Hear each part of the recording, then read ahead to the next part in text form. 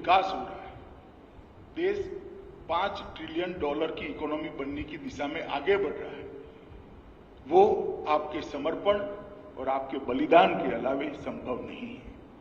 इसलिए आप लोगों के त्याग, तपस्या और बलिदान को साधुवाद देते हुए मैं अपनी बात को समाप्त करता हूं, मगर फिर से एक आग्रह करता हूं कि सीआरपीएफ का हर जवान अपने आप को एक वृक्ष के साथ जोड़े और प्रकृति की सेवा करने का काम, देश की सुरक्षा के काम के जितने ही बखूबी आप लोग निभाए, ऐसी शुभकामनाएं देकर आप सभी को नमस्कार कर मेरी बात को समाप्त करता हूं। वंदे मातरम।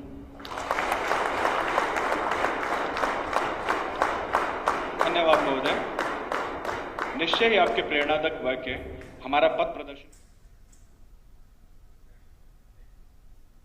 तो गृह मंत्री अमित शाह को आप सुन रहे थे मुदखेड़, महाराष्ट्र के नांदेड़ जिले में, जहां पर सीआरपीएफ का ट्रेनिंग सेंटर है, वहां पर वो संबोधित कर रहे थे। और जो सीएपीएफ के द्वारा एक पौधारोपण अभियान चलाया गया है, उसके 1 करोड़वें पौधे का भी उन्होंने वहां पर पौधारोपण किया।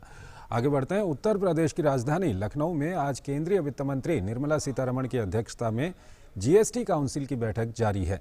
कोविड-19 महामारी के बीच 20 महीनों तक वर्चुअल मीटिंग का दौर चलने के बाद अब लखनऊ में होने वाली परिषद की इस पूर्ण बैठक को काफ़ी अहम माना जा रहा है। बैठक में कोविड-19 परिषद के पहले के फैसलों पर समीक्षा की जा सकती है। कई रिपोर्ट्स का ये भी कहना है कि जीएसटी काउंसिल में पहली बार पेट्रोल और डीजल को जीएसटी के दायरे में शामिल करने पर भी चर्चा की शुरुआत हो सकती है। देश में कोरोना वायरस के दैनिक मामलों में लगातार गिरावट दर्ज की जा रही है। स्वास्थ्य मंत्रालय के अनुसार पिछले 24 घंटों में 34,403 नए दैनिक मामले दर्ज किए गए। वहीं 37,950 लोग उपचार करवाकर स्वस्थ हो चुके हैं, जिसके बाद देश में रिकवरी रेट बढ़कर 97.65% हो गया है। इस समय देश में सक्रिय मामलों की कुल संख्या 3,39,056 है। भारत में कोरोना के खिलाफ जारी जंग में राष्ट्रव्यापी टीकाकरण अभियान में नया कीर्तिमान स्थापित हुआ है। देश में अब तक 77 करोड़ से अधिक टीकों की खुराक दी जा चुकी है। पिछले 24 घंटों के दौरान 63,97,000 से अधिक टीकों की खुराकें दी गई हैं। राष्ट्रपति रामनाथ कोविंद ने हिमाचल प्रदेश के गठन की स्वर्ण जयंती पर हिमाचल प्रदेश विधानसभा के विशेष सत्र को संबोधित किया।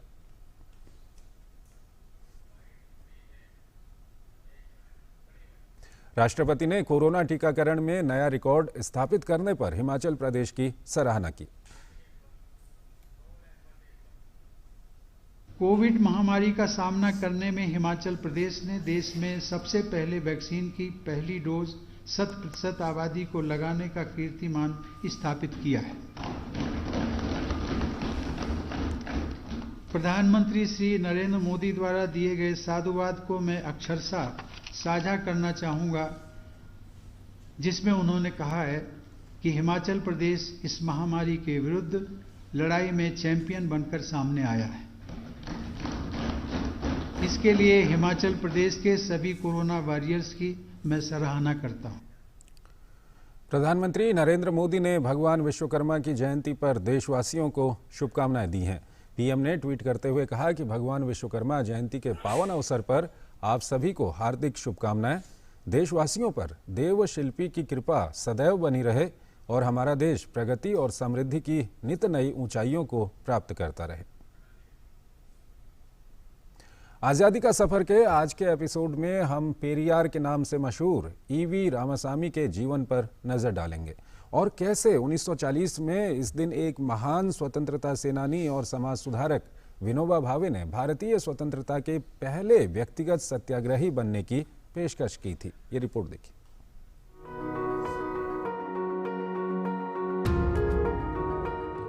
और आज हम आपके लिए लेकर आए हैं पेरियार के नाम से मशहूर महान स्वतंत्रता सेनानी और सामाजिक कार्यकर्ता ईवी रामासामी की जिंदगी और उनके संघर्ष की कहानी। उनका जन्म 17 सितंबर 1879 को तत्कालीन मद्रास प्रेसिडेंसी के इरोड में हुआ था। पेरियार तर्कवादी विचारक, लेखक और प्रभावशाली वक्ता थे।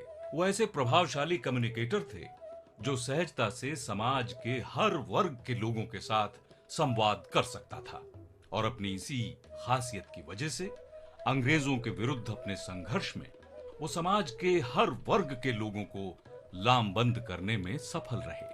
अपने बेहद करीबी दोस्त सी राजगोपालाचारी की वजह से पेरियार 1919 में कांग्रेस में शामिल हुए।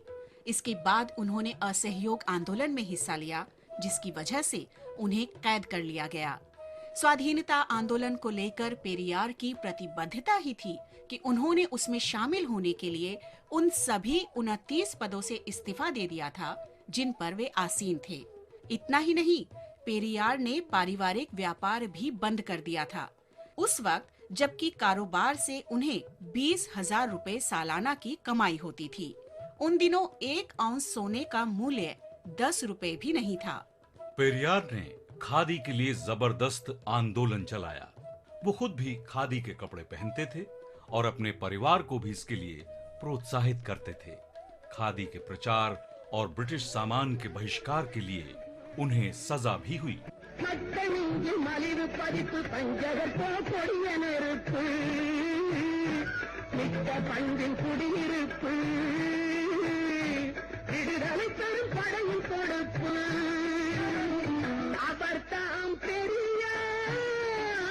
पेरियार ने भगत सिंह के राजनैतिक विचारों की प्रशंसा की और 29 मार्च 1931 को अपनी पत्रिका कडी अरसू में संपादकीय के माध्यम से उन्होंने भगत सिंह के बलिदान की सराहना की। पेरियार ने महिलाओं की तरक्की के लिए लड़ाई लड़ी और समाज में व्याप्त स्त्री पुरुष असमानता पर सवाल उठाया। उन्होंने बाल विवाह के विरुद्ध भी लड़ाई लड़ी और विधवा विवाह का समर्थन किया। पेरियार ने महिलाओं को सामाजिक आंदोलनों और राजनीति में सक्रिय रूप से भाग लेने के लिए प्रोत्साहित किया। तुम बोला நடக்கக்கூடிய உரிமை வேணும், உங்களை காப்பாத்திக்க உங்களுக்கு சக்தி வேணும், இன்னொருத்தன் வீட்டுல போட்டு பூட்டுறது போல அடிமைத்தனம் வேற இல்லை. அந்த காரணத்தினாலே தான் பொம்பளைகளுக்கு இவ்வளவு கெட்ட பேர் எல்லாம் வர்றதுக்கு ஏற்பட்டது. நம்ம நாடு என்னைக்கு பெண்கள் நிலைமை உயர்ந்தோ அன்னைக்கு தான் ஆம்பளைக்கு என்ன கேடு, அவன் எப்படியோ போறான், அதை பத்தி நமக்கு என்ன கவலை। उन्होंने महिलाओं की शिक्षा के लिए अथक परिश्रम किया और सभी क्षेत्रों में उनके लिए 50% आरक्षण का मुद्दा उठाया। स्त्री पुरुष समानता के कट्टर समर्थक पेरियार को द्रविड़ आंदोलन के जनक के रूप में भी जाना जाता है।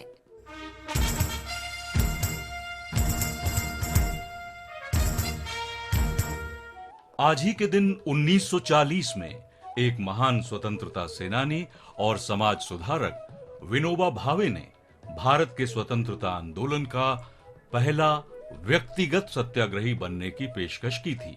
गांधी जी ने व्यक्तिगत सत्याग्रह शुरू करने का फैसला किया, जिसके तहत चुनिंदा व्यक्तियों को सार्वजनिक रूप से ये घोषित करना था कि द्वितीय विश्व युद्ध में अंग्रेजों की मदद करना गलत है।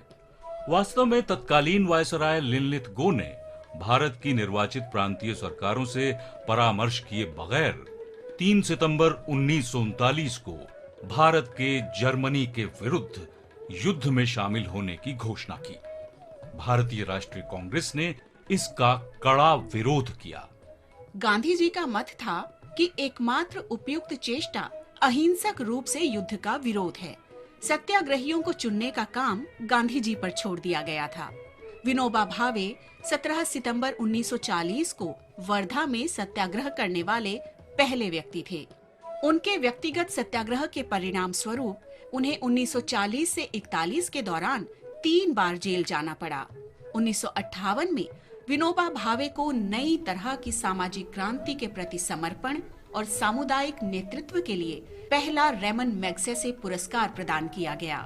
1982 में विनोबा भावे काफी बीमार पड़ गए। उन्होंने खाना पीना और दवाएं लेना बंद कर दिया। 15 नवंबर को उनका निधन हो गया।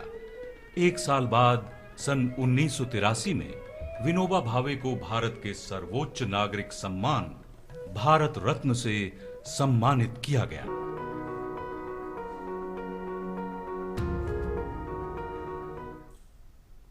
तो इस बुलेटिन में फिलहाल इतना ही। आप बने रहिए डीडी न्यूज के साथ। नमस्कार।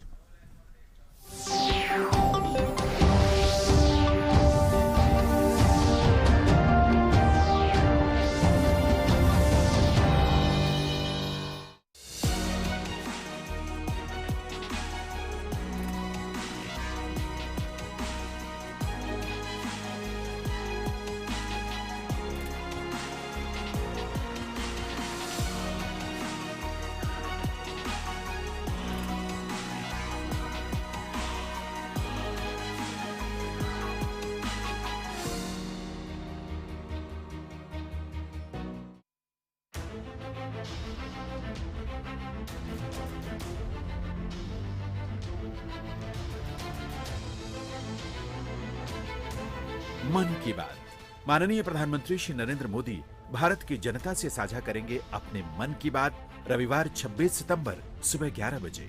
आकाशवाणी के सभी केंद्र सभी चैनल इसे प्रसारित करेंगे एक साथ ही इसका प्रसारण दूरदर्शन के national news, DD Bharati, DD India, DD Urdu और डीडी किसान चैनल पर भी किया जाएगा। तो याद रखें, रविवार 26 सितंबर सुबह 11 बजे मन की बात। जहां राधे राधे से स्वागत। टाइम के प्रायोजक हैं वेदांता, देश की जरूरत के लिए, आत्मनिर्भर भारत के लिए।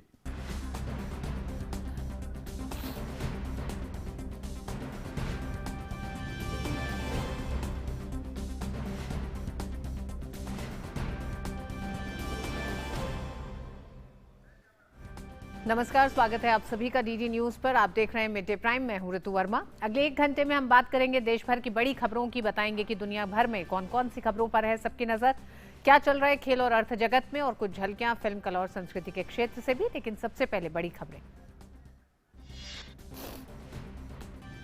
प्रधानमंत्री नरेंद्र मोदी ने तजाकिस्तान में शंघाई सहयोग संगठन के राष्ट्राध्यक्षों के परिषद की बैठक को वर्चुअली किया संबोधित।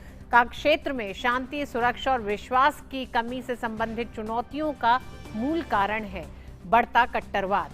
पीएम ने कहा, अफगानिस्तान में हाल के घटनाक्रम पर एससीओ को मिलकर करना होगा काम।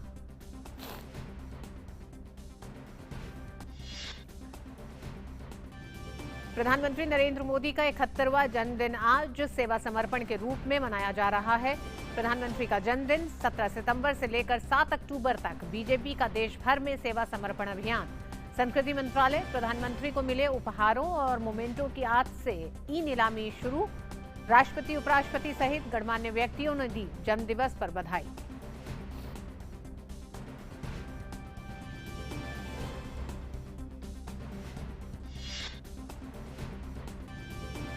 केंद्रीय वित्त मंत्री निर्मला सीतारमण की अध्यक्षता में लखनऊ में जीएसटी काउंसिल की 45वीं बैठक जारी। बैठक में सभी राज्यों के वित्त मंत्री शामिल।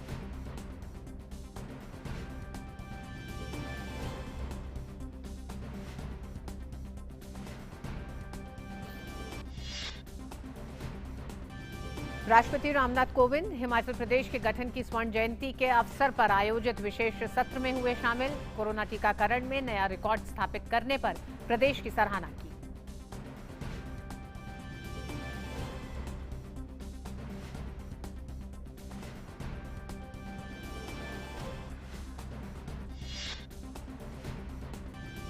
भारत में कोविड के खिलाफ जंग जारी। देश भर में अब तक 77 करोड़ 24 लाख से ज्यादा वैक्सीन के डोज दिए गए। पिछले 24 घंटों में करीब 64 लाख लोगों का हुआ टीकाकरण। देश में कल आए 34,403 नए मामले, वहीं 37,000 से ज्यादा हुए स्वस्थ।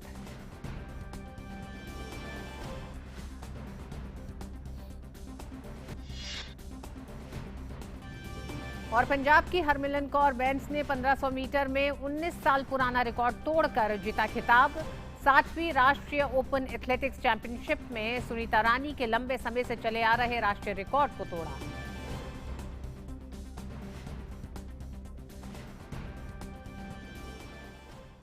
और सबसे पहले बड़ी खबरों पर नजर डालते हैं।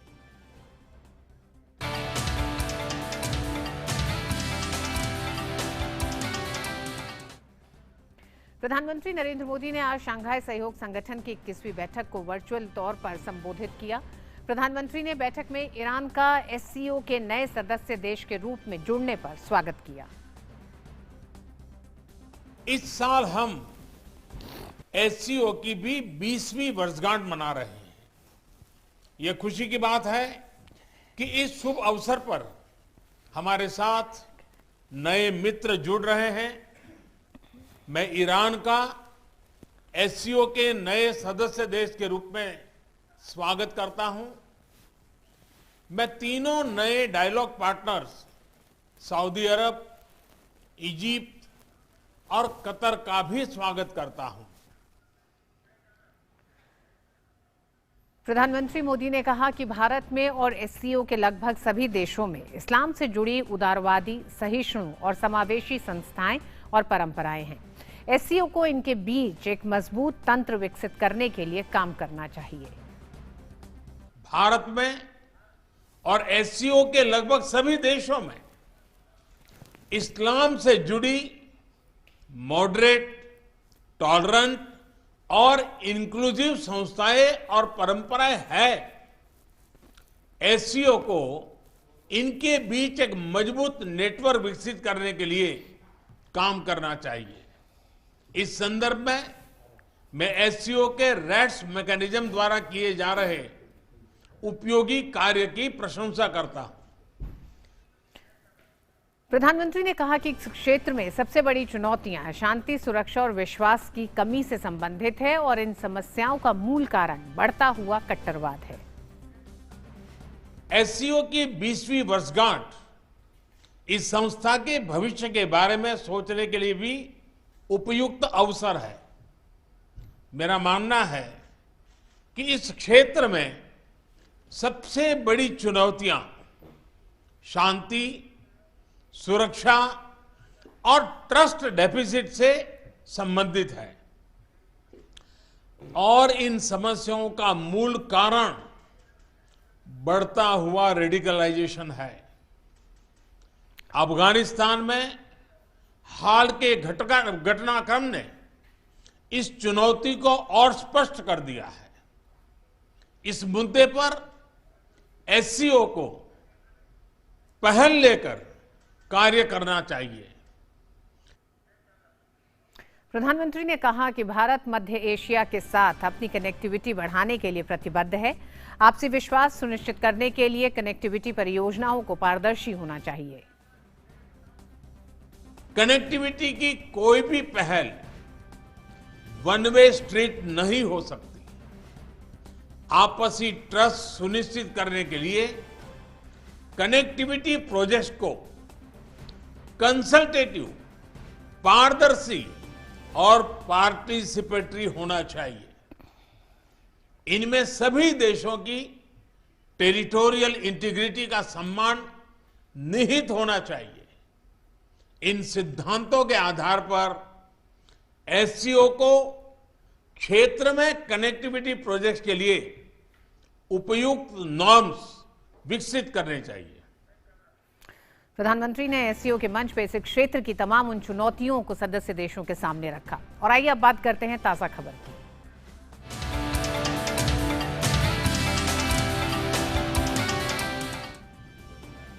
प्रधानमंत्री नरेंद्र मोदी आज 71 बरस के हो गए हैं। गुजरात के वडनगर में साल 1950 में एक साधारण परिवार में प्रधानमंत्री नरेंद्र मोदी का जन्म हुआ। प्रधानमंत्री मोदी ने वडनगर से विश्व मंच तक का सफर कम समय में तय किया। आइए डालते हैं इस सफर पर एक नजर।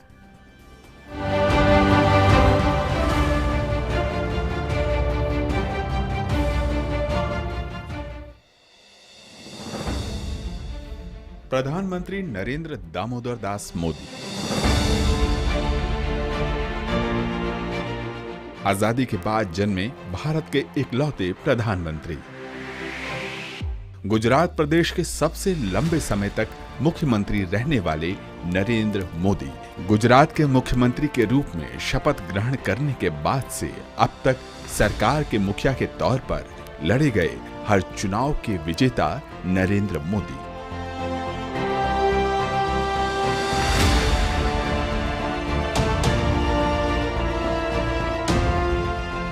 राष्ट्रीय राजनीति में बतौर प्रधानमंत्री पदार्पण करने वाले नरेंद्र मोदी और जब से देश का नेतृत्व संभाला है तब से एक भी दिन की छुट्टी नहीं लेने वाले प्रधानमंत्री नरेंद्र मोदी 24 घंटे 365 दिन सजग, सतर्क और अपनी जिम्मेदारियों को शिद्दत से पूरा करने वाले प्रधान सेवक प्रधानमंत्री नरेंद्र मोदी।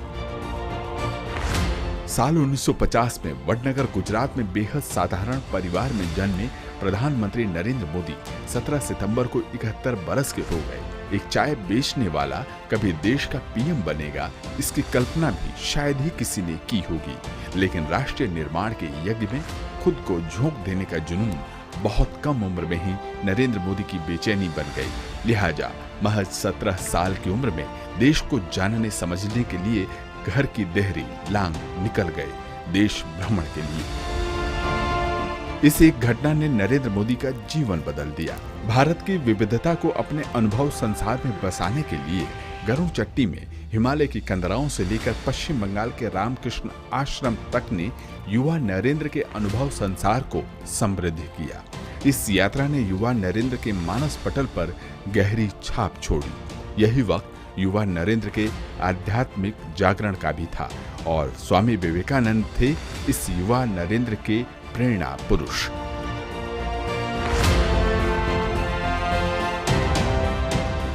दो साल की इस यात्रा के बाद युवा नरेंद्र घर तो जरूर लौटे, लेकिन एक निश्चय के साथ मंजिल तय कर ली। मिशन स्पष्ट हो गया। 1967 में अल्पायु में ही अहमदाबाद पहुंचे और राष्ट्रीय स्वयं सेवक संघ की सदस्यता लेकर खुद को प्रचारक जीवन में झोंक दिया। 1973 में सिद्धपुर में आयोजित किए गए एक विशाल सम्मेलन में जहां नरेंद्र मोदी को न केवल पहली बार आरएसएस के राष्ट्रीय नेताओं के संपर्क में आने का मौका मिला, तो दूसरी तरफ नरेंद्र मोदी के संगठन कौशल ने भी आरएसएस के राष्ट्रीय नेतृत्व का ध्यान खींचा। 1974 में वे नव निर्माण आंदोलन में शामिल हुए।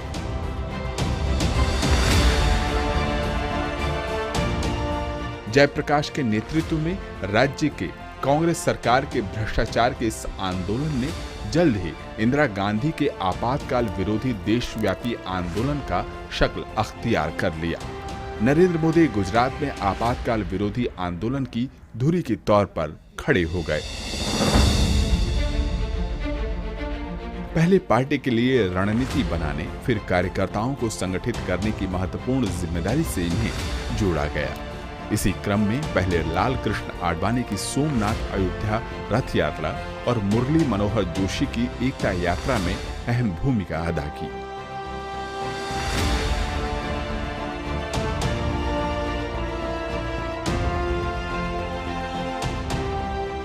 साल 1988-89 में उन्हें भारतीय जनता पार्टी की गुजरात इकाई की महासचिव के तौर पर जिम्मेदारी दी गई। इसके बाद वो भारतीय जनता पार्टी की ओर से कई राज्यों के चुनाव प्रभारी बनाए गए। नरेंद्र मोदी को 1995 में भारतीय जनता पार्टी का राष्ट्रीय सचिव और 5 राज्यों का पार्टी प्रभारी बनाया गया। इसके बाद 1998 में उन्हें पार्टी का संगठन महासचिव बनाया गया।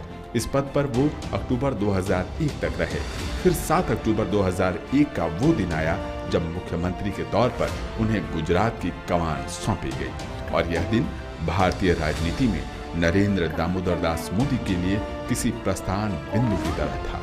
उसके बाद सब इतिहास है।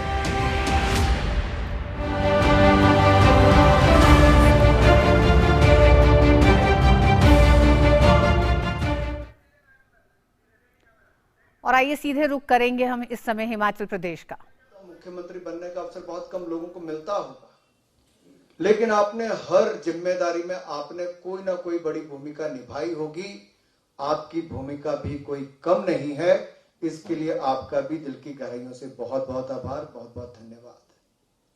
मुझे तो शुरू में लग रहा था कि शायद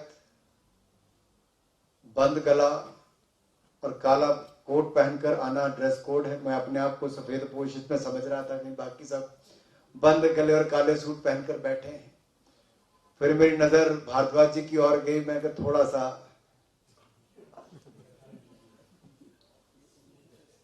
फिर एक समय तो मुझे लगा कहीं विधानसभा का सत्र तो नहीं चला। मांगे भी मांग रहे हैं और कहीं तरह से राजनीतिक रूप, क्योंकि कुछ कार्यक्रम ऐसे वो राजनीति से ऊपर उठकर होने चाहिए।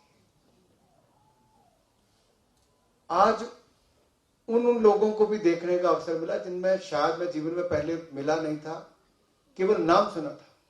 स्वामी जी की मैं बात करूं, सेहत के चलते भी, बाकी सब चलते भी यहां पर आए समय निकालकर। मैं तो अपना सौभाग्य मानता हूं कि ऐसे अवसर पर एक दूसरे से रूबरू होने का अवसर मिल रहा है।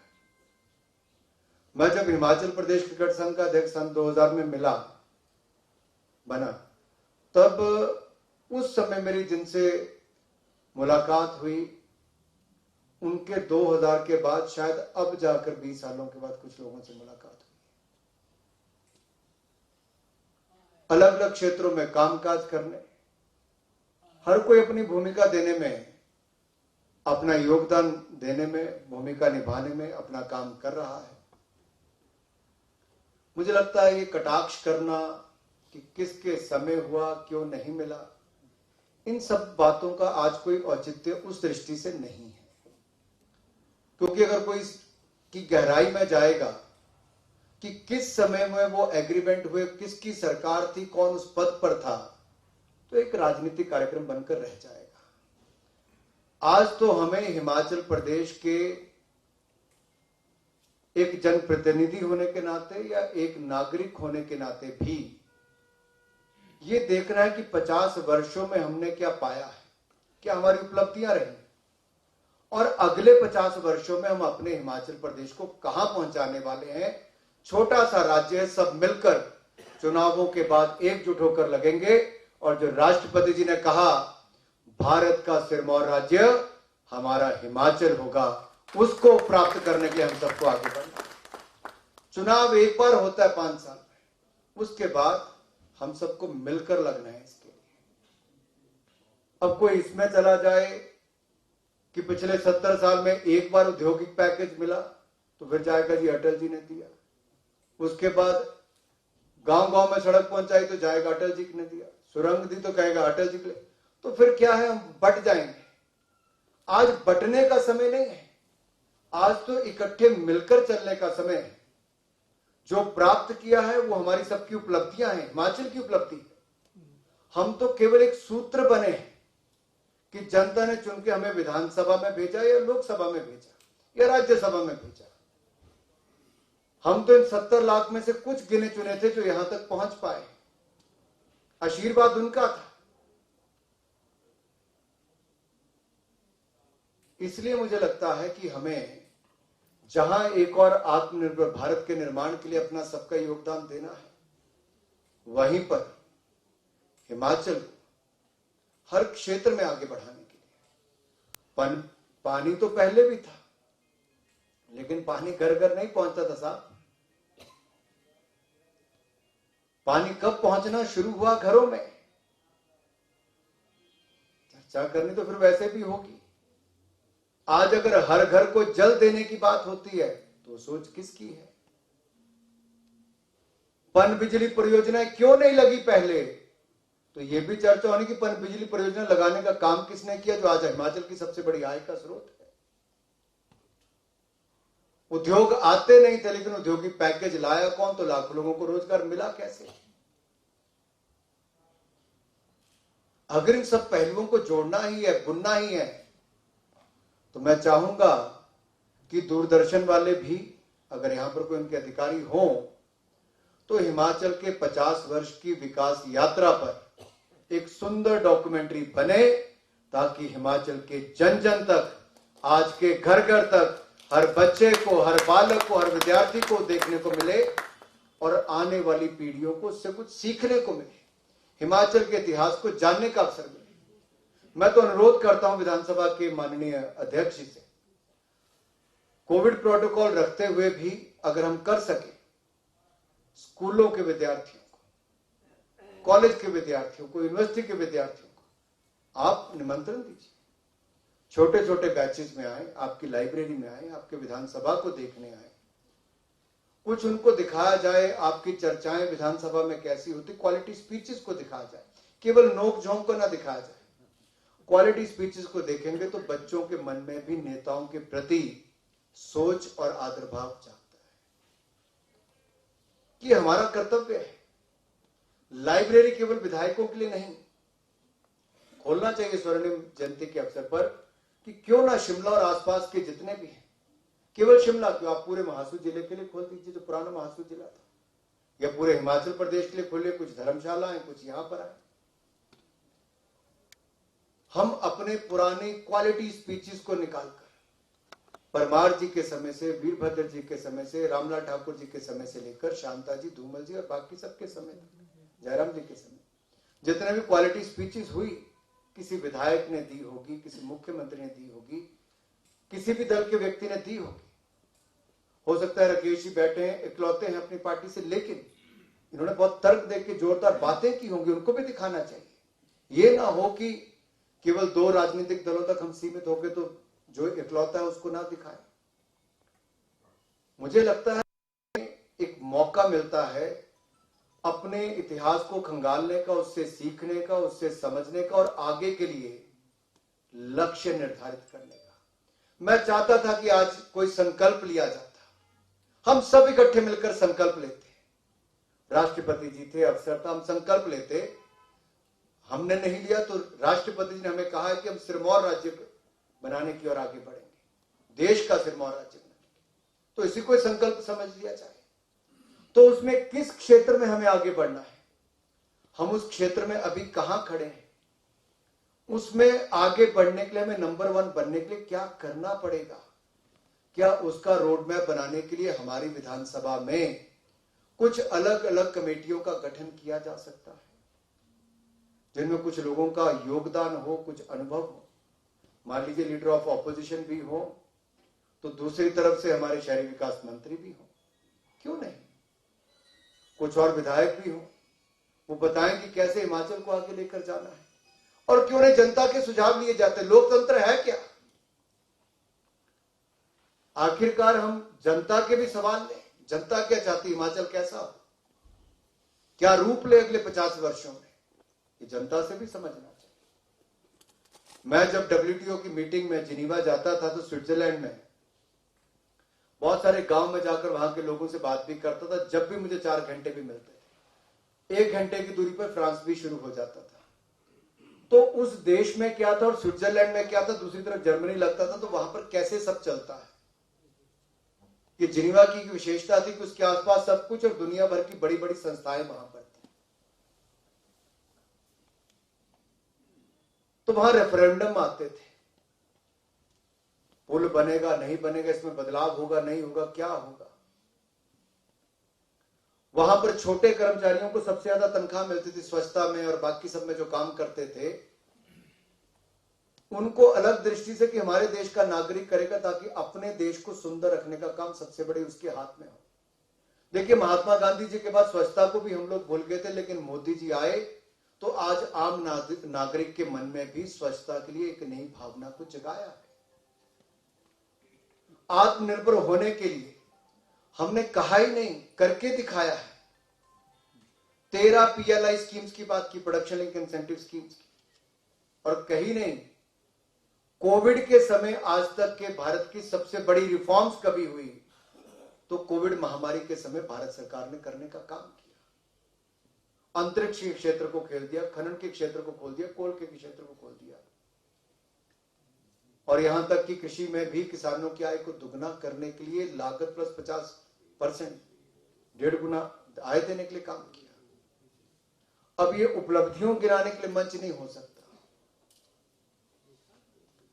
मुझे लगता है यहां पर हम सबको,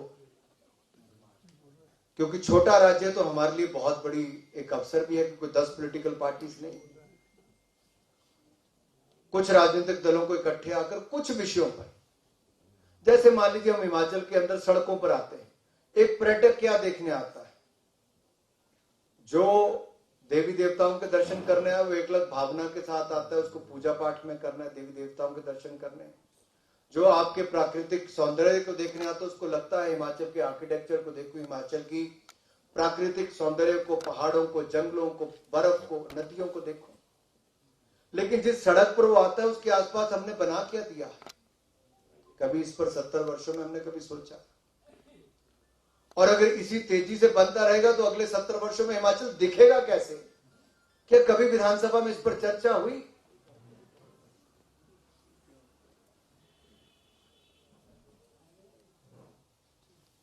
तो मुझे लगता है भविष्य के लिए संकल्प जब राष्ट्रपति जी कहेंगे कि देश का सिरमौर राज्य हिमाचल बने, तो सिरमौर बनने के लिए किस क्षेत्र में हमें क्या करना पड़ेगा।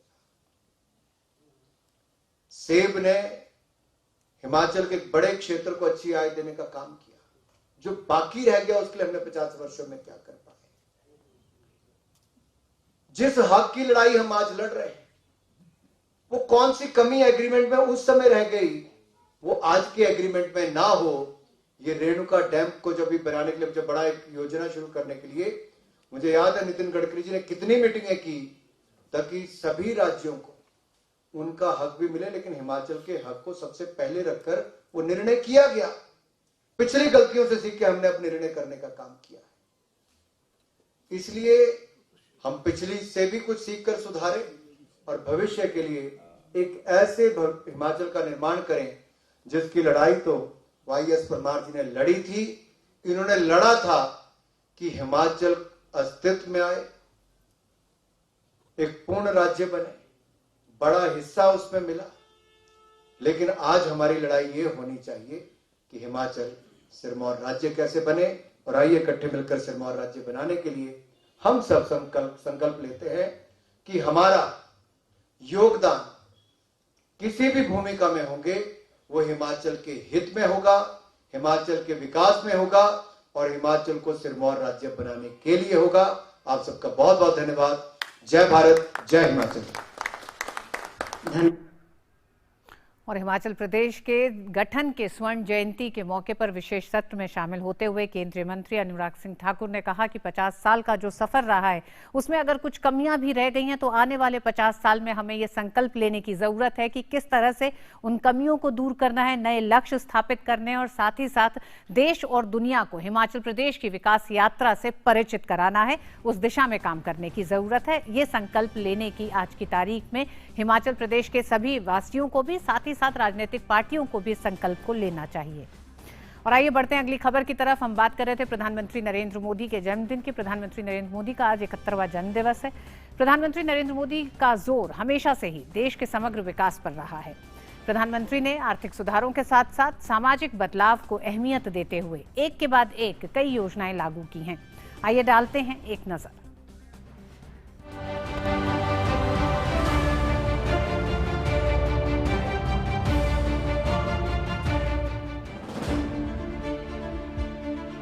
प्रधानमंत्री के रूप में नरेंद्र मोदी ने जब कमान संभाली तब देश की उम्मीदें भी जुड़ गई। उन्होंने सामाजिक बदलाव को अहमियत देते हुए एक के बाद एक योजनाएं लागू की। देश के ऐसे वंचित लोग जिनके बैंक खाते भी नहीं थे, सबसे पहले उनके लिए जन धन की शुरुआत कर वित्तीय समावेश का आगाज किया। जो गरीब है, जिसको कम से कम ब्याज से पैसा मिलना चाहिए, वो अमीर से 5 गुना ज्यादा ब्याज से पैसे लेता है। हर प्रकार से उसके जीवन में संकट पैदा होने का वो कारण की शुरुआत हो जाती है। एक बार साहूकार से पैसे लिए, कभी उस चुंगाल से वो मुक्त नहीं हो पा रहा है। क्या इस देश की इतनी बड़ी बैंकिंग व्यवस्था, इतनी बड़ी फाइनेंशियल सिस्टम, उसका दायित्व नहीं है इस विष चक्र से गरीबों को मुक्ति दिलाए? आज गरीबों को विष चक्र से मुक्ति की आजादी का पर्व मैं मना रहा हूं। सुधारों का चक्र यही नहीं रुका। इसके बाद प्रधानमंत्री जीवन ज्योति बीमा योजना और प्रधानमंत्री जीवन बीमा की शुरुआत कर सामाजिक सुरक्षा के दायरे को विस्तार दिया। इसके बाद आगाज हुआ स्वच्छ भारत मिशन का, एक ऐसे सामाजिक आंदोलन का जो ग्रामीण महिलाओं के जीवन में नया बदलाव लेकर आया। सामान्य रूप से हमारे देश में शौचालय शब्द प्रचलित है, लेकिन आज मैंने जिस गांव में जाकर के शौचालय की नींव रखी, वहां जितने शौचालय बने हुए थे उस पर लिखा हुआ है इज्जत घर। ये शौचालय सच्चे मुच में एक इज्जत घर है, खास करके हमारी बहन बेटियों के लिए ये इज्जत घर है। वहीं आयुष्मान भारत योजना की शुरुआत कर गरीबों और वंचितों तक इलाज की सुविधा सुनिश्चित की। योजना के बदौलत 10 करोड़ 35 लाख से अधिक लोगों के आयुष्मान कार्ड बनवाए गए। इसके अलावा ग्रामीण महिलाओं को धुएं से मुक्ति दिलाने के लिए महत्वाकांक्षी उज्ज्वला योजना का शुभारंभ हुआ, जिसके तहत 8 करोड़ 3 लाख 39 हजार से अधिक परिवारों को मुफ्त एलपीजी कनेक्शन उपलब्ध करवाए गए। अर्थव्यवस्था में किसानों के योगदान को प्रोत्साहित करने के लिए प्रधानमंत्री किसान सम्मान निधि योजना लागू की गई। योजना के तहत देश में अब 12 करोड़ 25 लाख किसानों को 6,000 प्रति साल सम्मान निधि सीधे बैंक खातों में दी जा रही है। प्रधानमंत्री नरेंद्र मोदी का जोश हमेशा देश के समग्र विकास पर रहा है। वजह यही है कि आर्थिक विकास के साथ साथ सामाजिक विकास के महत्व को समझते हुए सरकार लगातार कदम उठा रही है। Bureau report, GT news.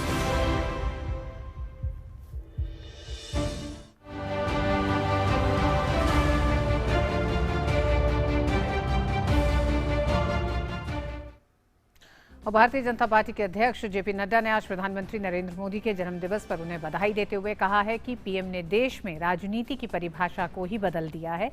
PM Modi ने देश में जातिवाद, परिवारवाद और तुष्टीकरण की राजनीति की जगह केवल और केवल विकास की राजनीति को बढ़ावा दिया है। साथ ही भाजपा अध्यक्ष ने कहा कि आज उनके जन्मदिन को पार्टी सेवा दिवस के रूप में मनाती आई है। उनके नेतृत्व में बीजेपी का मूल मंत्र सेवा ही संगठन बना है। इसके अलावा उन्होंने कहा कि मुझे प्रसन्नता है कि आज बीजेपी ने प्रधानमंत्री के जन्मदिन पर सेवा और समर्पण अभियान की शुरुआत की है।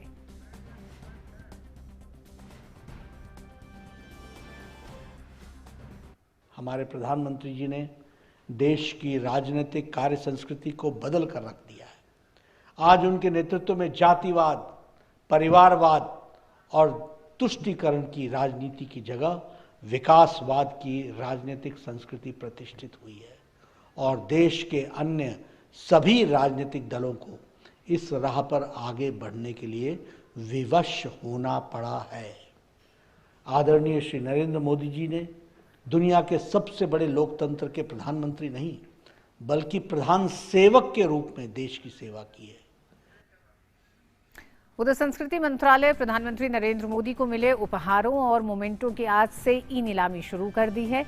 इनमें ओलंपिक और पैरालंपिक पदक विजेताओं के स्पोर्ट्स गियर और उपकरण शामिल हैं। अयोध्या राम मंदिर, चार धाम और रुद्राक्ष सम्मेलन केंद्र की प्रतिकृति, मॉडल मूर्तियां, पेंटिंग, अंगवस्त्र और अन्य उपहार शामिल हैं। वेबसाइट pm-momentosgov.in के जरिए कोई भी व्यक्ति या संगठन ई नीलामी में भाग ले सकता है। नीलामी 7 अक्टूबर तक चलेगी। नीलामी से प्राप्त धन का उपयोग गंगा के संरक्षण और पुनरुद्धार के उद्देश्य से चलाए जा रहे नमामि गंगे मिशन में किया जाएगा। राष्ट्रपति रामनाथ कोविंद ने प्रधानमंत्री नरेंद्र मोदी को उनके 71वें जन्मदिन पर शुभकामनाएं देते हुए कहा कि भारत के प्रधानमंत्री श्री नरेंद्र मोदी को जन्मदिन की हार्दिक बधाई और शुभकामनाएं। मेरी शुभेच्छा है कि आप स्वस्थ रहें और दीर्घायु प्राप्त कर अहर्निश सेवामहे की अपनी सर्वविदित भावना के साथ राष्ट्र सेवा का कार्य करते रहें। उपराष्ट्रपति एम वेंकैया नायडू ने प्रधानमंत्री नरेंद्र मोदी को जन्मदिन की शुभकामनाएं देते हुए कहा कि प्रधानमंत्री नरेंद्र मोदी को जन्मदिन की शुभकामनाएं। उनकी असाधारण दूरदृष्टि, अनुकरणीय नेतृत्व और समर्पित सेवा ने देश का सर्वांगीण विकास किया है। उनके स्वस्थ और सुखी जीवन की कामना करता हूं। केंद्रीय गृह मंत्री अमित शाह ने प्रधानमंत्री नरेंद्र मोदी को जन्मदिन की शुभकामनाएं देते हुए कहा कि देश के सर्वप्रिय नेता प्रधानमंत्री नरेंद्र मोदी जी को जन्मदिन की शुभकामनाएं। ईश्वर से आपके उत्तम स्वास्थ्य व सुदीर्घ जीवन की कामना करता हूं। मोदी जी ने न सिर्फ देश को समय से आगे सोचने और परिश्रम की पराकाष्ठा से संकल्प को सिद्धि करने की सोच दी, बल्कि उसको चरितार्थ करके भी दिखाया। और रक्षा मंत्री राजनाथ सिंह ने अपने ट्वीट में कहा कि प्रधानमंत्री नरेंद्र मोदी को जन्मदिन की शुभकामनाएं। राजनाथ सिंह ने कहा कि अपने निर्णय लेने की क्षमता, कल्पनाशीलता और दूरदृष्टि के लिए विख्यात मोदी जी ने भारत को एक आत्मनिर्भर भारत का स्वरूप देने का जो संकल्प लिया है वह उनके विजन और प्रबल इच्छा शक्ति का प्रतीक है। केंद्रीय वित्त मंत्री निर्मला सीतारमण ने प्रधानमंत्री नरेंद्र मोदी को जन्मदिन की शुभकामनाएं दी। निर्मला सीतारमण ने ट्वीट करते हुए कहा कि प्रधानमंत्री नरेंद्र मोदी को जन्मदिन की शुभकामनाएं। मैं आपके लंबे और स्वस्थ जीवन के लिए प्रार्थना करती हूं। मां भारती को समर्पित आपके हर कदम ने मार्गदर्शन किया है। ऐसे चुनौतीपूर्ण समय में ऐसा नेतृत्व मिलना बहुत आश्वस्त करता है। आपके मार्गदर्शन में सेवा करने का सौभाग्य प्राप्त हुआ। केंद्रीय मंत्री अश्विनी वैष्णव ने प्रधानमंत्री नरेंद्र मोदी को जन्मदिन की शुभकामनाएं देते हुए कहा कि नए भारत के अमृत काल के सृजक इस सदी के युग पुरुष प्रधानमंत्री नरेंद्र मोदी जी को जन्मदिन की हार्दिक शुभकामनाएं। केंद्रीय स्वास्थ्य मंत्री मनसुख मांडविया ने प्रधानमंत्री नरेंद्र मोदी को जन्मदिन की शुभकामनाएं देते हुए लिखा कि विश्व पटल पर भारतीय संस्कृति व क्षमताओं को प्रतिस्थापित करने वाले देश के यशस्वी प्रधानमंत्री नरेंद्र मोदी जी को जन्मदिन की हार्दिक शुभकामनाएं। आपके कुशल नेतृत्व में देश विकास के नित नए कीर्तिमान स्थापित कर रहा है। भगवान सोमनाथ से आपकी दीर्घायु की कामना करता हूं। केंद्रीय सूचना एवं प्रसारण मंत्री अनुराग सिंह ठाकुर ने प्रधानमंत्री नरेंद्र मोदी को जन्मदिन की शुभकामनाएं देते हुए कहा कि प्रधानमंत्री ने स्वच्छ भारत मिशन और डिजिटल इंडिया से समाज के हर वर्ग को जोड़ने का कार्य किया है। स्वच्छता अभियान ने सोच बदलने का काम किया, गंदगी से मुक्ति दिलाई, जन भागीदारी बढ़ाई और एक जन आंदोलन बनाने का काम किया। इसके अलावा प्रधानमंत्री जी ने डिजिटल इंडिया की अगर मैं बात करूं तो टेक्नोलॉजी का उपयोग जो सरकार से लेके आम आदमी के जीवन में हुआ, उससे कोविड-19 के समय भी बहुत बड़ा लाभ मिला है।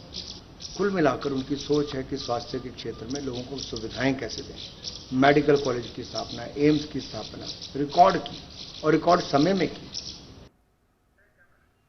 केंद्रीय मंत्री अनुराग सिंह ठाकुर ने हिमाचल प्रदेश के मुख्यमंत्री जयराम ठाकुर के साथ शिमला के कमला नेहरू अस्पताल का दौरा किया और प्रधानमंत्री नरेंद्र मोदी के जन्मदिन पर मरीजों को फल बांटे।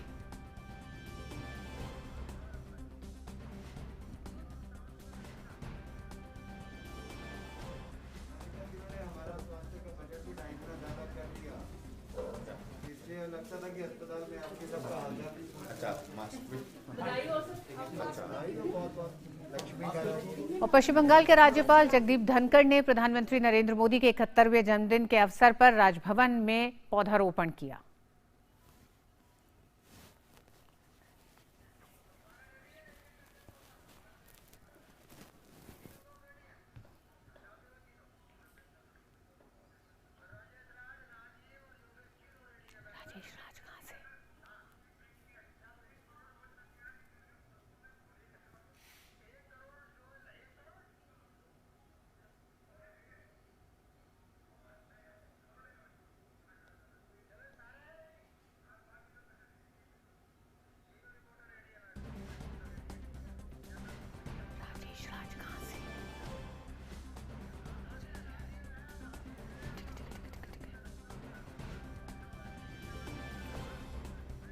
और आइए हमारे साथ हमारे संवाददाता भी जुड़ गए हैं। पश्चिम बंगाल के हल्दिया पोर्ट से राजीव भट्टाचार्य, केवड़िया से योगेश शीतल और राजेश राज भाजपा मुख्यालय से। आप तीनों का ही बहुत बहुत स्वागत है। राजीव, सबसे पहले आपके पास आना चाहेंगे। आप इस समय जहां हैं हल्दिया पोर्ट पर, ऐतिहासिक महत्व है भारत के लिए। किस तरह से, अगर हम बात करें 2014 के बाद से देश की सुरक्षा को ध्यान में रखते हुए और भविष्य के भारत के निर्माण को, आत्मनिर्भर भारत की दिशा में प्रधानमंत्री नरेंद्र मोदी के नेतृत्व में किए गए तमाम कार्यों और उन कदमों की तरफ आप कैसे देखते हैं? किस तरह से इसने एक तरह से नए भारत का निर्माण किया है? जी हाँ रितु, बिल्कुल। आपको याद होगा फरवरी इस साल के फरवरी में प्रधानमंत्री नरेंद्र मोदी ने इसी हल्दिया में चार बहुत ही महत्वपूर्ण प्रोजेक्टों का उद्घाटन किया था। और इन 4 प्रोजेक्टों के जरिए सिर्फ बंगाल में नहीं बल्कि पूरे उत्तर पूर्व और पूर्वोत्तर राज्यों में जो चाहे वो उजाला गैस हो या कनेक्टिविटी की बात हो या ज़्यादातर जो बुनियादी ढांचे का जो प्रोजेक्ट्स हैं उसको मजबूत करने के लिए जो काम बहुत रफ्तार से, बहुत तेज़ी से आगे बढ़ रहा है। और अगर आप सागरमाला प्रोजेक्ट की ओर देखें तो सागरमाला प्रोजेक्ट से ये कहा जाता है कि भारत की जो ट्रेड है, जो वाणिज्य है, वो उसका 95% ट्रेड सामुद्रिक ट्रेड है। और जैसे कि मैं यहाँ खड़ा हूँ, मेरे पीछे जहाज आप देख रहे हैं, और इसी तरह के बंदरगांव से देश में जो 12 प्रमुख बंदरगांव हैं, यहाँ से ही वो ट्रेड होता है। तो सागरमाला प्रोजेक्ट में ये कहा गया है कि भारत की जो ट्रेड है उसको 2025 तक लगभग 75 से 80% बढ़ाया जाए। तो उसके लिए जो सबसे बहुत जो ज़रूरी चीज़ है वो कि कोस्टल इकोनॉमिक जोन, जो क्षेत्रीय इकोनॉमिक जो कोस्ट के लगभग आसपास इलाके में जो बन रहे हैं उसको मजबूत किया जाए, जिसके ज़रिए सबसे पहली बात यह है कि एम्प्लॉयमेंट बढ़ेगा। दूसरी बात यह है कि बंदरगांव के नज़दीक होने के कारण ट्रांसपोर्ट के समय कम लगेंगे और साथ ही साथ जो हमारा जो फॉरेन एक्सचेंज है, फॉरेन एक्सचेंज बचा पाएंगे भारत। और सबसे बड़ी बात यह है कि प्रधानमंत्री की जो बार बार जो बात कह रहे हैं कि मेक इन इंडिया, स्वदेशी चीज़ों की जो बनाने की जो बात वो कह रहे हैं, इन सब जो कोस्टल क्षेत्र हैं, इकोनॉमिक जोन्स जो बन रहे हैं, उभर कर ऊपर आ रहे हैं, इससे मेक इन इंडिया चीज़ पर भी बहुत जोर दिया जा रहा है। तो इन सब चीज़ों को देखकर आप ये कह सकते हैं कि जो पिछले 6-7 साल से जिस तरह से डेवलपमेंट के काम, खास करके इंफ्रास्ट्रक्चर डेवलपमेंट, बुनियादी ढांचे को मजबूत करने के जो काम किया जा रहा है उसको काफी तेजी मिला है। जी ऋतु। और आइए हम आपको एक और खबर की तरफ लिए चलते हैं। हम देख रहे हैं कि जिस तरह से कोविड के इस दौर में भारत लगातार टीकाकरण अभियान में तेजी से प्रगति कर रहा है। आज 1 करोड़ टीका का पूरा अभियान संपन्न हुआ है।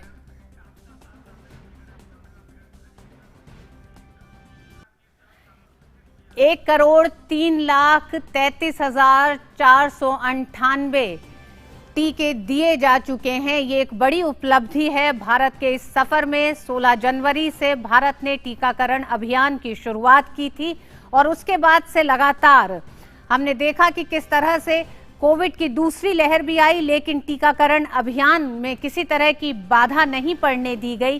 प्रशासन और सरकार ने उस मुस्तैदी के साथ टीकाकरण अभियान को जारी रखा और ये आज एक तरह से कह सकते हैं कि एक सफल अभियान के तौर पर 1,03,56,148 आप अपने टीवी स्क्रीन पे देख रहे हैं। ये कोविन ऐप का ये पेज है जिस पर लगातार वो आंकड़े सामने दिखाई दे रहे हैं, जिसमें दिख रहा है कि 1 करोड़ टीकाकरण आज संपन्न हुआ।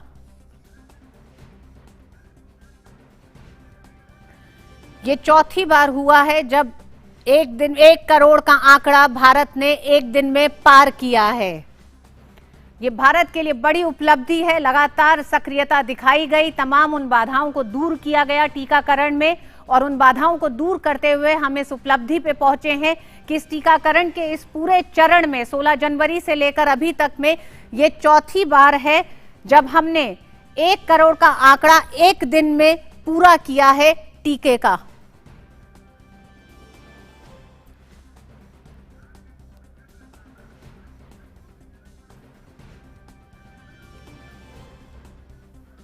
आज दोपहर तक ही टीकाकरण 1 करोड़ के आंकड़े को पार कर गया है। चौथी बार 1 करोड़ आंकड़ा भारत ने एक दिन में पार किया है टीके के इस पूरे अभियान में। कोविड के खिलाफ जंग में भारत लगातार जिस तरह से न सिर्फ टीकाकरण अभियान को रफ्तार दे रहा है बल्कि लगातार वैज्ञानिकों की अथक मेहनत दिख रही है। जिस तरह से टीके के विकास में लगातार भारत ने काम किया है और ये विकास और ये जो उपलब्धि रही टीके के विकास में वो सिर्फ भारत तक सीमित नहीं रही। भारत ने पड़ोसी मुल्कों को भी उसमें मदद की है और साथ ही साथ भारत अपने देश में इस अभियान को कतई धीमे नहीं होने दिया और उसी का एक ये नतीजा साफ दिखाई दे रहा है कि एक दिन में 1 करोड़ टीके का एक तरह से लक्ष्य रखा गया था और उसे चौथी बार भारत ने पूरा किया है। तो ये बड़ी उपलब्धि और साथ ही साथ तमाम उन स्वास्थ्य कर्मियों को भी इसका श्रेय जाता है जो दिन रात मेहनत लगाकर उन्होंने इस आंकड़े को पूरा किया है, क्योंकि टीकाकरण ही, कोविड का टीका ही हमें कोविड से बचाएगा। लगातार प्रधानमंत्री का जोर रहा है इस बात पर कि टीकाकरण के लिए हर वर्ग आगे आए और इसमें हिस्सा ले, क्योंकि अगर ये हम बात करें कोविड की इस बीमारी से अगर हमें कोई बचा सकता है तो वो टीकाकरण ही है। टीके में शरीक होना, टीका लगवाने के लिए आगे आए। हमारे साथ हमारे संवाददाता सुधाकर भी जुड़ गए हैं। सुधाकर, ये चौथी बार है जब एक दिन में 1 करोड़ का आंकड़ा पार किया है भारत ने, कितनी बड़ी उपलब्धि मानते हैं इसे?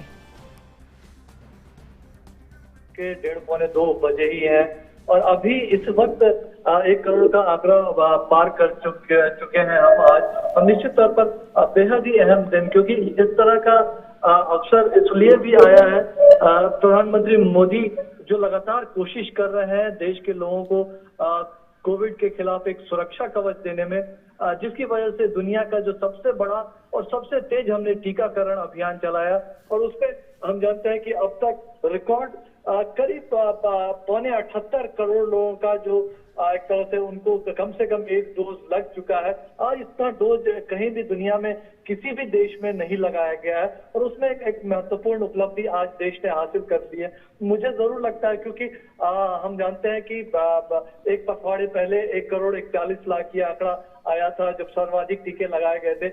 आज जब प्रधानमंत्री मोदी का जन्मदिन है, हम जानते हैं, और इसको पूरे देश में सुशासन के 20 साल सेवा और समर्पण के वर्ष के तौर पर मनाया जा रहा है, तो उस दिन इस तरह के महत्वपूर्ण उपलब्धि हासिल होना वो भी एक तरह से काफी अहम कह सकते हैं, क्योंकि पीएम मोदी के नेतृत्व में इसकी शुरुआत हुई थी और उनके जन्मदिन के दिन इस तरह की महत्वपूर्ण उपलब्धि। और मुझे लगता है ये 1 करोड़ का आंकड़ा अगर इसी रफ्तार से चलता रहा तो हो सकता है कि आज भारत टीकाकरण के अभियान में 2 करोड़ के आंकड़े को भी छुए, और बहुत महत्वपूर्ण रहेगा। और ये पूरी दुनिया के लिए एक तरह से भारत का ये टीकाकरण अभियान, टीकाकरण कार्यक्रम एक तरह से नजीर की तरह है, और दुनिया एक तरह से इस कार्यक्रम के जरिए बहुत कुछ सीख सकती है। हम जानते हैं तमाम वैश्विक संस्थाओं ने, चाहे संयुक्त राष्ट्र संघ की बात हो, विश्व स्वास्थ्य संगठन की बात हो, उन्होंने तारीफ की है, और एक तरह से एक बड़ा सुरक्षा कवच भारत के लोगों को प्रधानमंत्री मोदी ने। बिल्कुल सुधाकर जी सुधाकर, आपसे बात करते करते ही अपने दर्शकों को ये भी बता दें कि हमने जब इस खबर पर बात करनी शुरुआत की थी तब वो 1 करोड़ 3 लाख था, और हमें और आपसे ये बात करते करते ही ये 1 करोड़ 5 लाख का आंकड़ा पार कर गया है। यानी कि लगातार लोग उसमें शरीक हो रहे हैं टीकाकरण के इस अभियान में। सुधाकर, और इस उपलब्धि पर WHO के चीफ साइंटिस्ट तक ने तारीफ की, तमाम और विश्व के मुल्कों ने इस आंकड़े को, भारत के इस अभियान की तारीफ की है, जिस तेजी से भारत टीकाकरण में आगे बढ़ रहा है। क्या आपको लगता है कि वो सब अड़चनें जो शुरुआत में शुरू हुई थी, कोविन ऐप के साथ भी लोगों में हिचक थी और बहुत कोई प्रशासनिक जो अड़चनें थी, वो सब अब दूर होके ये एक तरह से कह सकते हैं कि इतने सहज और सरल तरीके से हम टीकाकरण अभियान को लेकर अब आगे बढ़ रहे हैं?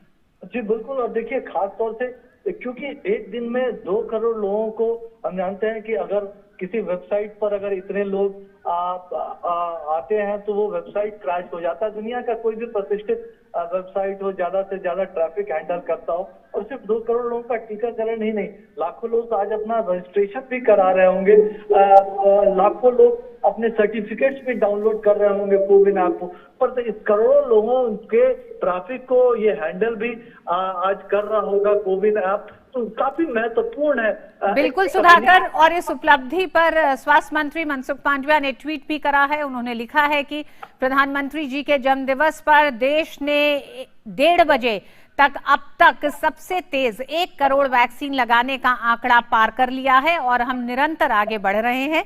मुझे विश्वास है कि आज हम सभी टीकाकरण का नया कीर्तिमान बनाकर प्रधानमंत्री जी को उपहार स्वरूप देंगे। जी सुधाकर।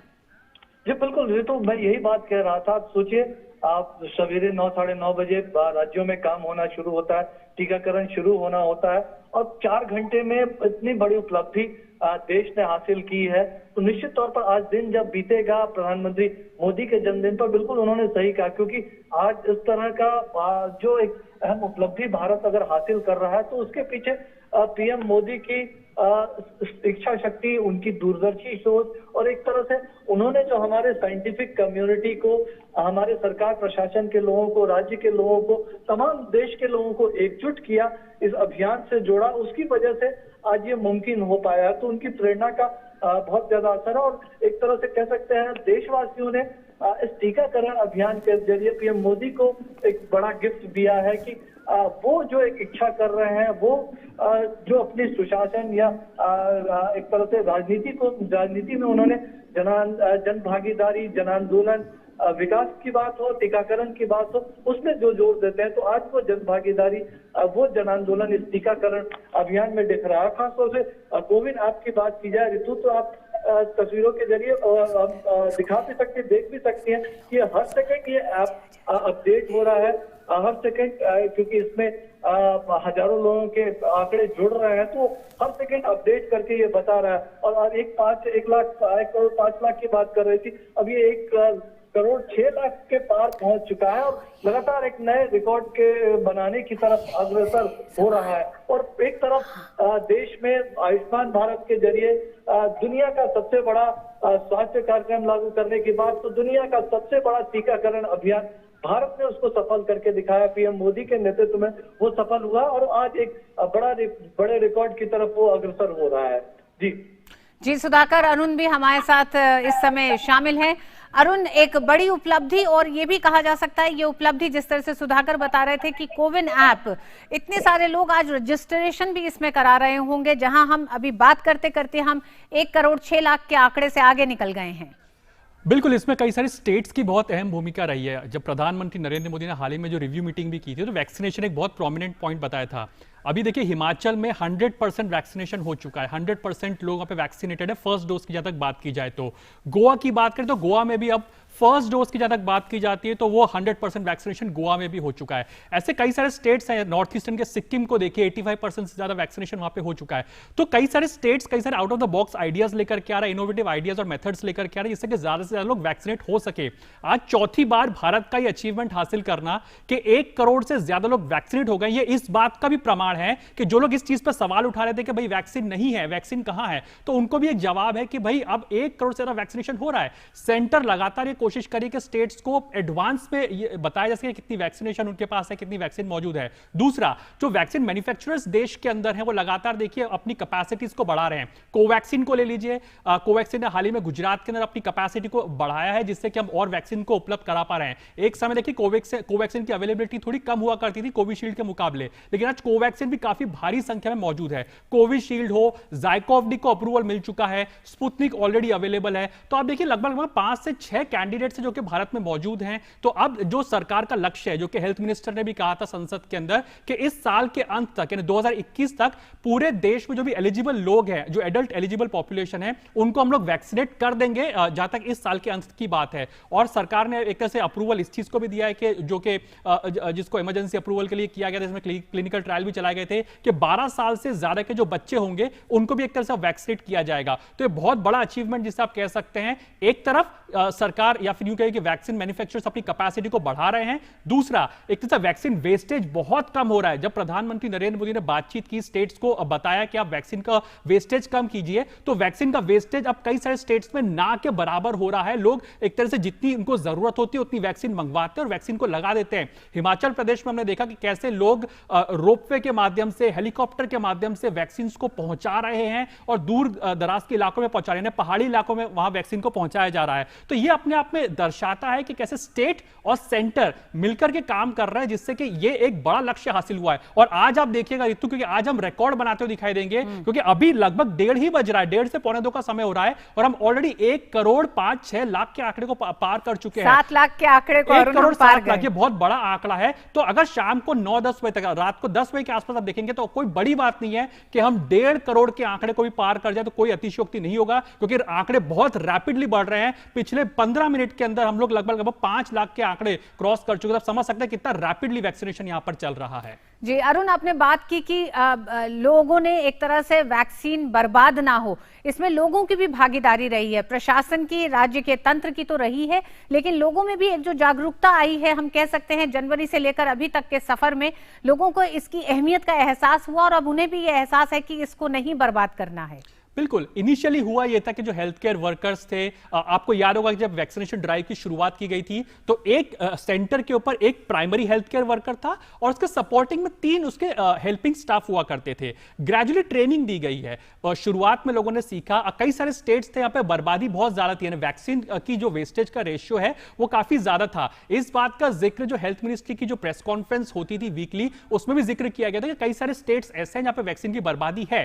लेकिन अब आप देखिए कि ग्रेजुअली एक्चुअली पिछले 1.5-2 महीने के अंदर देखिए कि वैक्सीनेशन वेस्टेज के जो आंकड़े देखेंगे कोविन की ऐप पे, तो इसको आप नहीं देख सकते, लेकिन हाँ अगर आप इस आंकड़ों को देखेंगे तो आप पाएंगे कि वैक्सीन वेस्टेज बहुत कम हुई है। स्टेट्स के पास अवेलेबिलिटी अब बहुत ज्यादा है वैक्सीनेट करने की, स्टेट्स की कैपेसिटी भी काफी बड़ी है और स्टेट्स प्राइमरीली कई सारे इनोवेटिव मेथड्स को लेकर के आ रही है, जैसे कि ड्राइव थ्रू वैक्सीनेशन की जो प्रक्रिया उसको चलाया जा रहा है। आप देखिए हिमाचल प्रदेश में, आप देखिए कि जब प्रधानमंत्री नरेंद्र मोदी ने इंटरेक्ट किया वहां के हेल्थ केयर वर्कर्स से, तो यह पाया कि लोग हेलीकॉप्टर से, चॉपर से वैक्सीनेशन कर रहे हैं। और हाल ही में जो ड्रोन पॉलिसी को जो अप्रूवल दिया गया है, तो अब ड्रोन्स के माध्यम से देखिए कि वैक्सीनेशन को कैरी करके हम दूर दराज के इलाकों तक ले जाए जाएंगे। तो एक बहुत बड़ा चैलेंज जो शुरुआत में लग रहा था कि भाई नॉर्थ ईस्टर्न स्टेट्स में क्या होगा, जो पहाड़ी इलाके वहां कैसे वैक्सीनेशन दी जा पाएगी, तो वहां पर एक तरह से बहुत ही कंड्यूसिव इंफ्रास्ट्रक्चर को बनाया गया है। यह कोशिश की गई है कि कैसे दूर दराज के इलाकों में वैक्सीन पहुंच सके। सबसे प्रोमिनेंट बात यह रही है कि वैक्सीन वेस्टेज बिल्कुल ना के बराबर हो रही है।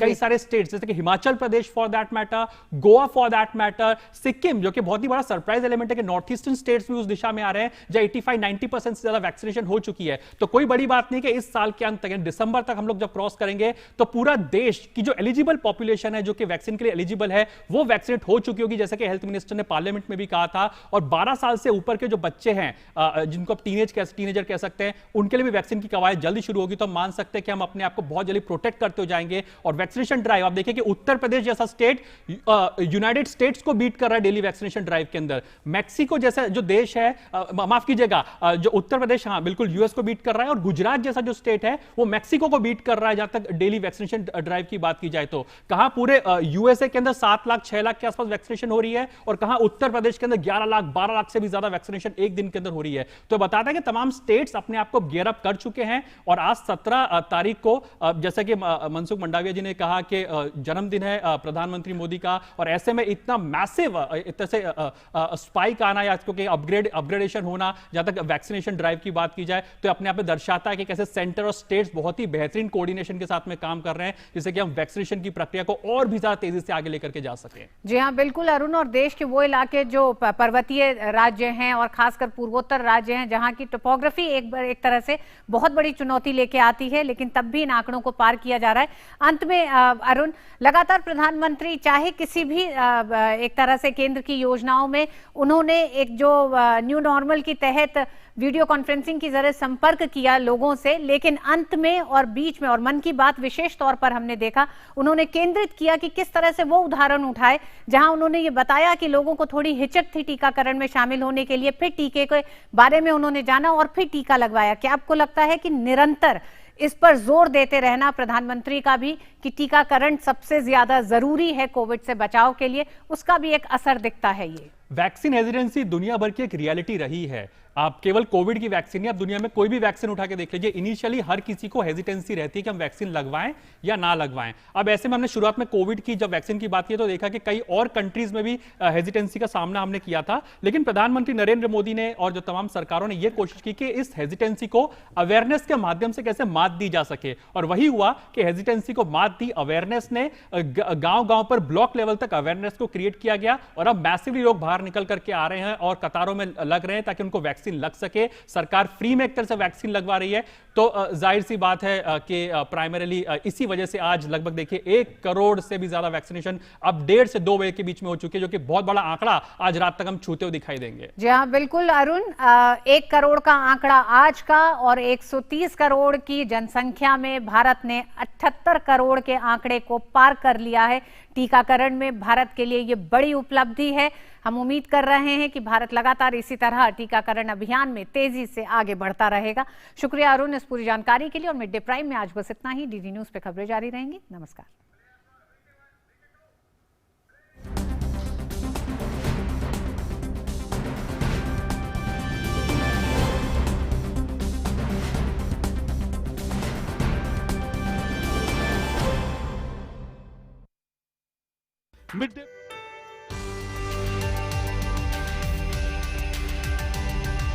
हमारी आज की तेजस्विनी है जानी मानी हिंदी साहित्य की लेखिका उषा यादव जी। मुझे हमेशा लगता है कि केवल मनोरंजन ही लेखन का उद्देश्य नहीं है, इसके साथ साथ जीवन मूल्य भी उसमें होने चाहिए जो दिशा निर्देश दे। मोहक दुनिया है कहानी की, उसे छोड़ना आसान नहीं है। ये एक तरह से हड्डियों की साधना है।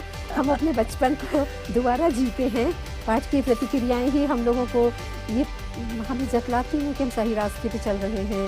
शॉर्टकट कोई नहीं होता है लेखन का, सफलता का कोई शॉर्टकट नहीं है।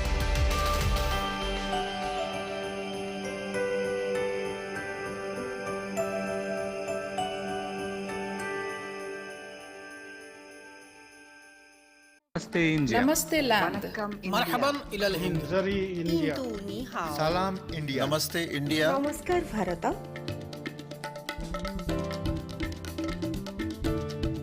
मुई